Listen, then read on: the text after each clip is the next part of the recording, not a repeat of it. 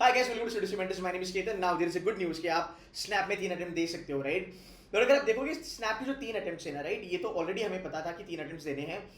But यार इन लोगों ने ऐसा क्यों करा? See SNAP exam, right, they are playing this game very smartly.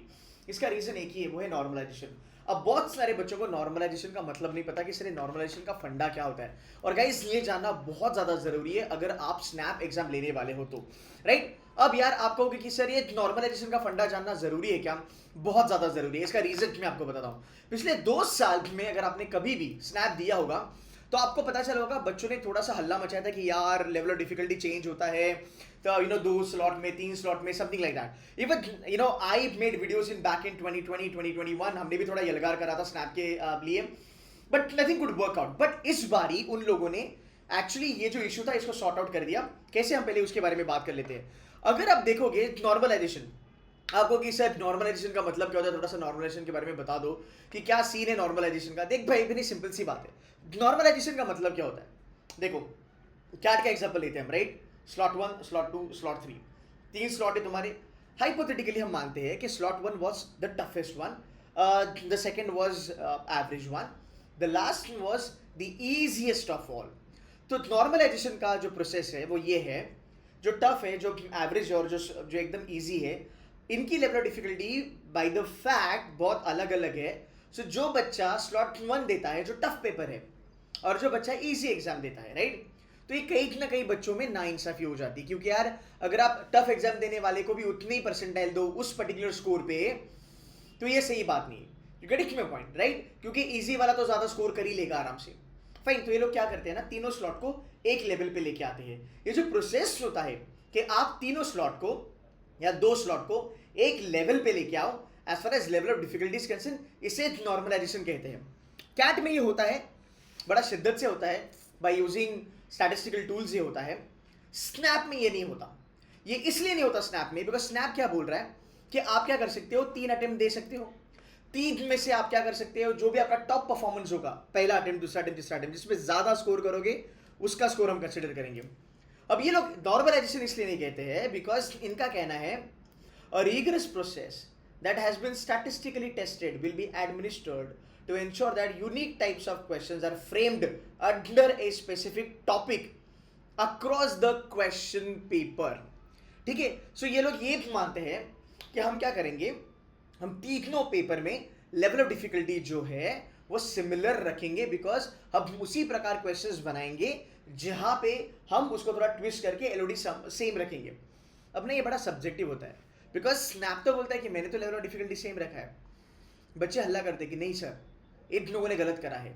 और 2 साल एनालिसिस करने के बाद मैंने ये जाना कि ऐसा होता है कि यार सिंपल सी बात है, कुछ टॉपिक कुछ बच्चों के लिए ईजी होते हैं, कुछ बच्चों के लिए वो टफ हो जाते हैं।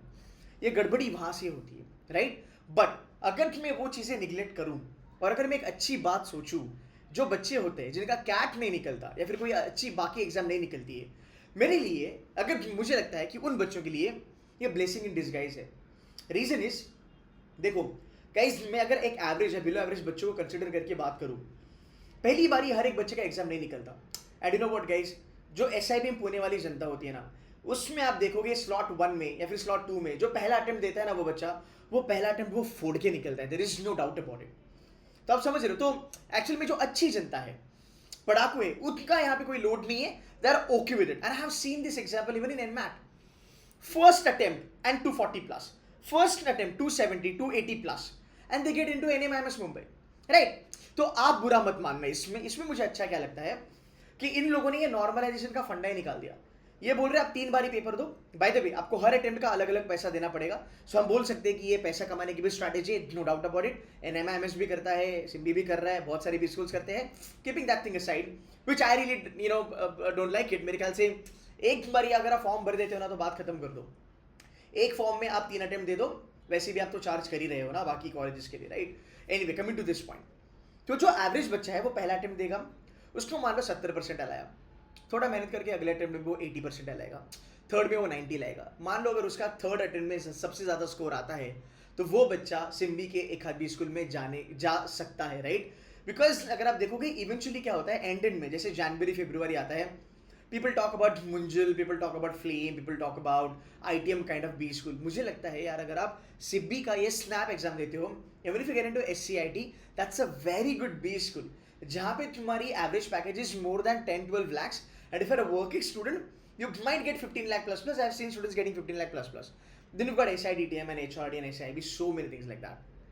So it is actually a very good move from Snap. ये लोग अपना गेम थोड़ा अलग लेवल पे खेल रहे हैं. एडमैट ने 3 अटेम्प्ट दे दिया, इन लोगों ने भी 3 अटेम्प्ट दे दिया है, तो आप इस एग्जाम को 3 बार ही अटेम्प्ट कर सकते हो, जो भी बेस्ट ऑफ द स्कोर आएगा. और अगर मैं दूसरी तरीके से देखूं, अगर एक कोई बच्चा है जो पहले एग्जाम देता है उसको 40 का स्कोर आया, नेक्स्ट में उसको 43-44 आया, एंड थर्ड में मान लो उसको 47-48 आया, 45 के ऊपर you should get a call from SIBM. पूरे रात you will be able to convert it, right? But 47-48 is a very safe score to be very honest. So मुझे लगता है स्नैप ने ये गेम थोड़ा अच्छे से खेला है. यहाँ पे नॉर्मलाइजेशन का फंडा ही अभी खत्म होगा. जो बच्चे 3 अटेम्प्ट देंगे उनके लिए तो नॉर्मलाइजेशन का सवाल ही नहीं पैदा होता, राइट? लास्ट ईयर के 2 था, अभी इन लोगों ने तीनों के 3 अटेम्प्ट कर दिए. सो ज्यादा नंबर ऑफ अटेम्प्ट्स आप ले सकते हो. आपकी probability of getting into symbiosis के टॉप 7 टॉप 8 कॉलेजेस ये ज्यादा इंक्रीज होती है. इसका मतलब आपको एक एवरेज या फिर बिलो एवरेज जो बच्चे होते हैं जो इधर उधर की बी स्कूल में चले जाते हैं जहां पे फीस उतनी होती है भाई, मेरे मतलब 17-18 लाख होती है, पर वो ब्रांड ऐसे होते हैं जो लोग जानते भी नहीं है. बट यहाँ पे मुझे उन बच्चों के लिए बहुत अच्छा लगा, रादर उनके लिए मुझे गुड न्यूज़ लगती है, बिकॉज वो बच्चे एक सिम्बी के SCIT टाइप हो गया, SIBM हैदराबाद हो गया, SIBM बैंगलोर हो गया, SIBM नागपुर हो गया, इन बी स्कूल्स में ये बच्चे अभी जा सकते हैं.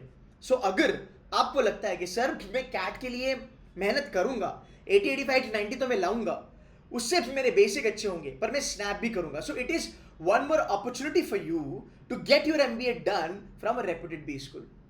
सो मुझे लगता है गाइज ये गुड न्यूज है. अगर आप स्मार्ट हो, आई अंडरस्टैंड आपके मन में क्या चल रहा है यार. I come from the same league, I can understand guys, but चलो ठीक है ना यार, मतलब you are good, right? So तुम तो फोड़ोगे, तुम कैट जैट IFT स्नैप तो फोड़ोगे, राइट? मेरे कितने सारे बच्चे 99.98, 99.95, 99.92 वाले बच्चे, रादर जो बच्चों ने 52, 53, 48 मारा, वो पहले अटेम्प्ट में उड़ा दिया था उन लोगों ने.